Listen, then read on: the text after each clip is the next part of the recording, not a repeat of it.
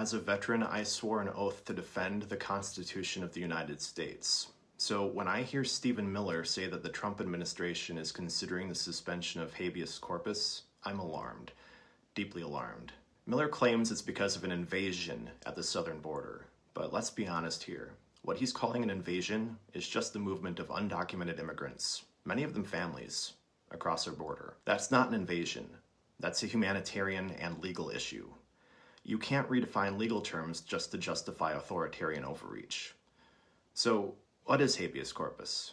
Well, it's the right to appear before a judge to challenge your detention. If the government locks you up, habeas corpus forces them to explain why.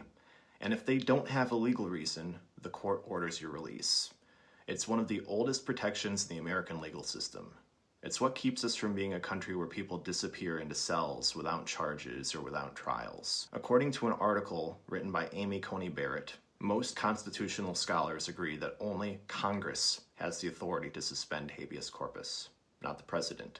And just for context, it's only been suspended 4 times in our entire history, throughout the whole country in the Civil War, in parts of South Carolina during the Reconstruction, in the Philippines during a violent uprising in 1905, and in Hawaii after the attack on Pearl Harbor.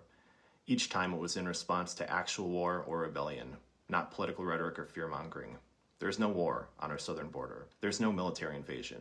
There's absolutely nothing happening here that rises to the level of suspending one of the most sacred protections in our democracy. We need to be clear at what's at stake here. If habeas corpus is suspended, that means that the government can detain people without charges, without trial, without a timeline. And that power could be used on anyone. They're going to say that it's of course only going to be used to arrest violent, undocumented immigrants, but that's not how unchecked power works. Once the precedent is set, it can be used for anything. That same power could be turned on American citizens, peaceful protesters, journalists, people like me who decide to speak out online. What's to stop them from arresting someone for holding a sign at a protest? What's to stop them from showing up at someone's house because they posted a critical tweet? And you might think that that sounds far-fetched, but we need to remember, we've already seen politicians talk about wanting to crack down on protesters and punish the press and silence critics. And we've already seen Trump talking about trying to take away the right for the press to even try to criticize him in the first place. Suspending habeas corpus would give them the legal framework to do that.